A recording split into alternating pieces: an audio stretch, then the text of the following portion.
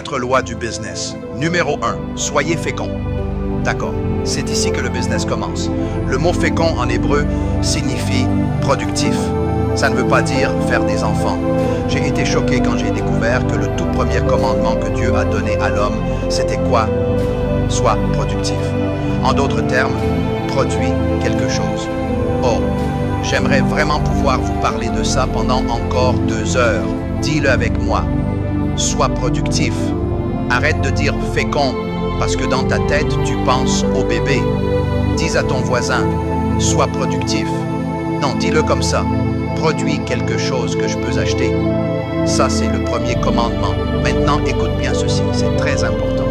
Le premier commandement est quoi? Être fécond. Mais logiquement, le premier commandement aurait dû être « Sois porteur de semences ». Pourquoi? Parce que le fruit est le résultat de la semence. Tu ne peux pas avoir de fruit sans une semence, sans un arbre qui porte ce fruit. Mais Dieu ignore complètement cette première étape. Regarde-moi bien. Entre en profondeur maintenant. Dieu dit « Je ne vais même pas te parler de la semence ». Oh, tu n'as pas encore compris. Écoute bien. Quand Dieu exige quelque chose de toi, c'est que cela existe déjà. Donc quand Dieu exige du fruit, il présuppose qu'il y a une semence quelque part. Ah, certains commencent à comprendre. La raison numéro 1 de la pauvreté dans le nord de tout ça, ce n'est pas le manque d'investisseurs extérieurs, c'est le manque de productivité intérieure. Tu veux savoir comment on mesure la richesse d'une nation?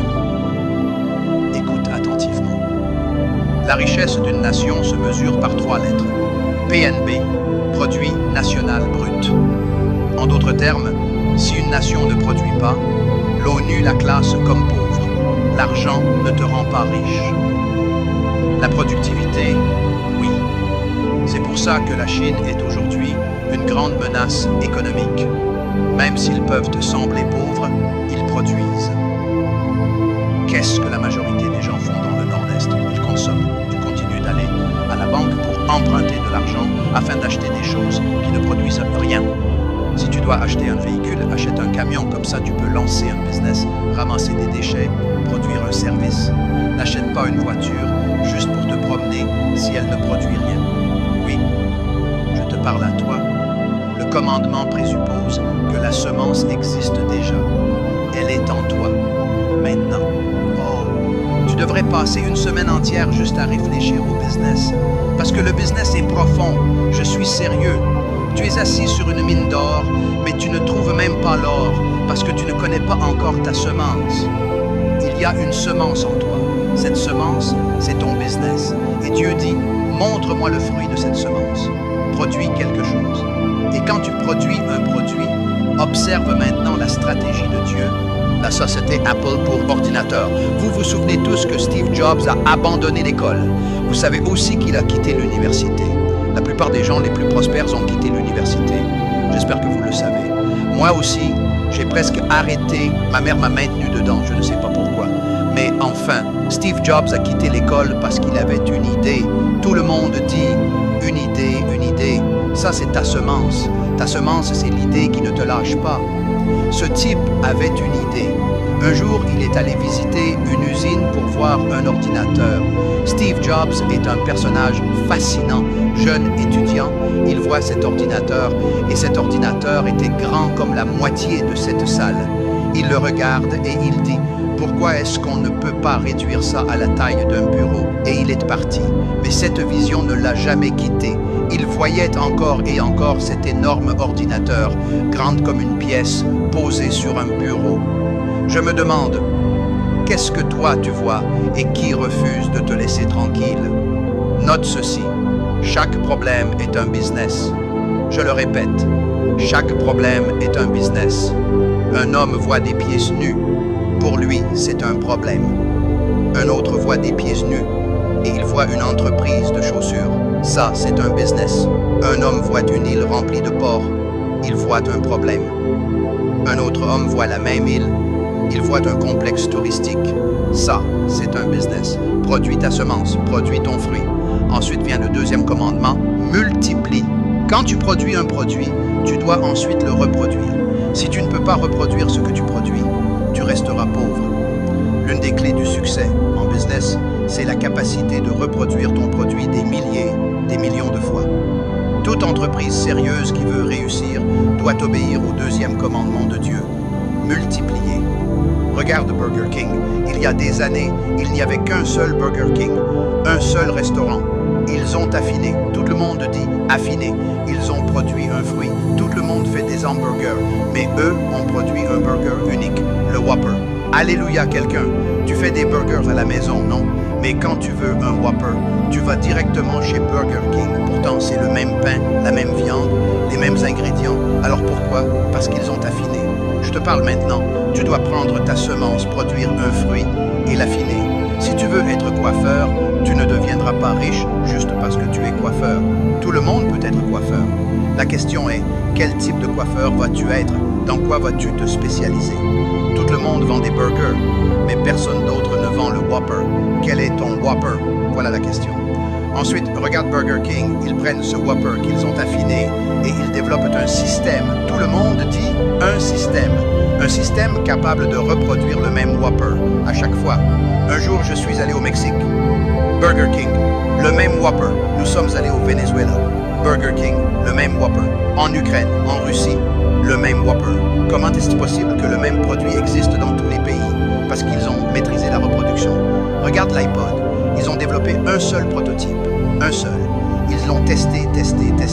Un prototype. Et quand ce prototype est devenu parfait, quand ils l'ont maîtrisé scientifiquement, ça c'était le fruit.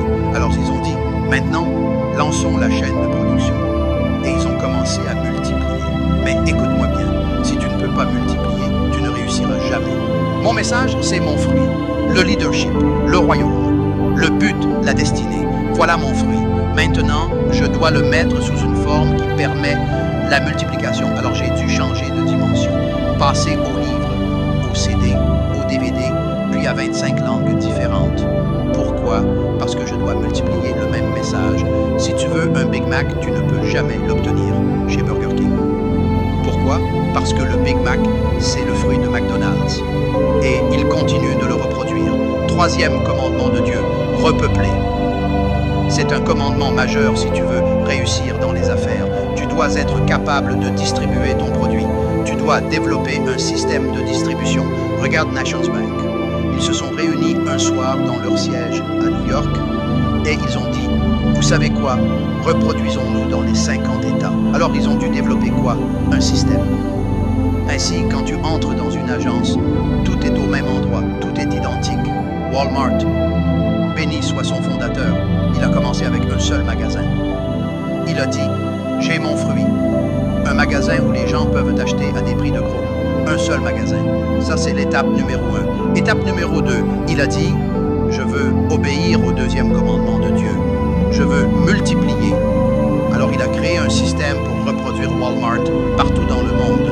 Étape numéro 3, il a dit, je vais distribuer mes produits dans tous ces magasins. Walmart a son propre système de distribution. Et toi, quel est ton système? Quatrième commandement de Dieu pour le business, soumettre. Soumettre, ça veut dire contrôler le marché. Soumettre, ça veut dire contrôler. Si tu ne contrôles pas ton marché, tu mourras pauvre. C'est simple, non?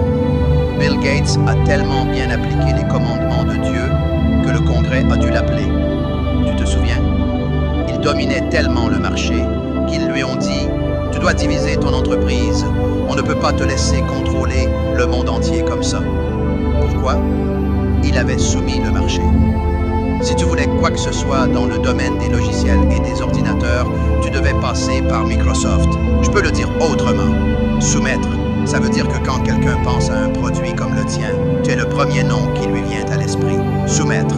Ford Motor Company a dit, nous allons soumettre le marché des camions. Alors ils se sont concentrés sur les camions. Mercedes a dit, nous allons nous concentrer sur les voitures de luxe. Disons simplement ceci, nous allons nous concentrer sur quelque chose de précis. Et mon ami, tu vois ce petit burger unique là? Quel est le tien? Écoute-moi bien. Arrête de te lancer dans le business de la chaussure comme tout le monde. Tu vas perdre. Tout le monde vend des chaussures. Tu dois trouver un type de chaussure unique. Par exemple, moi, je ne vends que des chaussures pour bébé. Voilà, tu as trouvé ton créneau. Tu as trouvé ton Whopper. Arrête de vendre des chaussures pour tout le monde. Tu embrouilles le marché. Dis plutôt, Je ne vends que des chaussures pour adolescents. Maintenant, tu as ton Whopper. Ensuite, tu dois le reproduire à l'identique, encore et encore. Ouvre 4 magasins. Puis tu dois distribuer. Assure-toi que les chaussures arrivent dans chaque magasin. Attends. Et ensuite, tu dois contrôler le marché. Si quelqu'un veut des chaussures pour adolescents, il doit venir chez moi. J'ai les plus récentes. J'ai le plus grand choix. C'est ici qu'on vient. D'ailleurs, ça s'applique aussi à l'Église. Je ne suis pas dans une conférence de pasteurs, mais j'enseigne aussi les pasteurs. Ton Église doit suivre ces principes. Ton Église doit avoir un fruit unique, quelque chose qui la rend différente de toutes les autres. Parce que tout le monde peut applaudir, tout le monde peut chanter, mais tu dois avoir quelque chose de tellement différent. Et quand tu ouvres une autre Église, tu dois pouvoir reproduire le même esprit. Dieu dit, soumets. Regarde Oprah Winfrey. Oh là là, elle a fait un travail incroyable. Elle a emballé sa semence, elle l'a reproduite dans ses émissions, elle l'a distribuée dans tous les médias possibles. Chaque média voulait son émission, la même émission. Oui, la même. Elle n'a pas 5 émissions différentes. Elle a raffiné une seule heure. Ça, c'est son fruit. Ensuite, elle l'a multiplié. Ils ont produit des millions de copies. Puis ils les ont distribuées à toutes les maisons de médias. Et ensuite, elle a soumis le marché des talk shows. Elle le contrôle. Et maintenant, elle ne fait plus que participer. Elle domine. Microsoft domine. Apple domine. Steve Jobs a dominé. Et toi, que vas-tu dominer? T.D. Jakes m'a appelé un jour. Il m'a dit, Miles, je prépare une conférence sur le leadership sur un bateau de croisière. Et la première personne à qui j'ai pensé, c'est toi. C'est là que tu sais que tu domines ton domaine. Quand ton nom vient en premier à l'esprit, quand quelqu'un dit, on mange un Whopper aujourd'hui, tu ne choisis même plus le restaurant. La décision est déjà prise. Alors je te pose la question, as-tu produit quelque chose qui fait qu'on pense à toi automatiquement? Ça, c'est ton business. Je termine avec ceci, et je reviendrai la semaine prochaine. Voilà ma sœur Oprah. Petite fille abandonnée, maltraitée par ses parents. Elle n'avait qu'une seule chose, une idée. Alors, comment réussir? Les semences de la grandeur. Écris ceci. Numéro 1. Tout le monde possède des semences de grandeur. Dis-le à voix haute. Numéro 2. Ta semence, c'est ton but et ta passion. Dis-le. Numéro 3. Ta semence contient ton futur. Dis-le. Numéro 4. Dans chaque semence, il y a une forêt. Dis-le. Numéro 5. Ta semence, ce sont les idées qui ne te laissent pas tranquille. Dis-le. Numéro 6. Ta semence détermine tes talents naturels.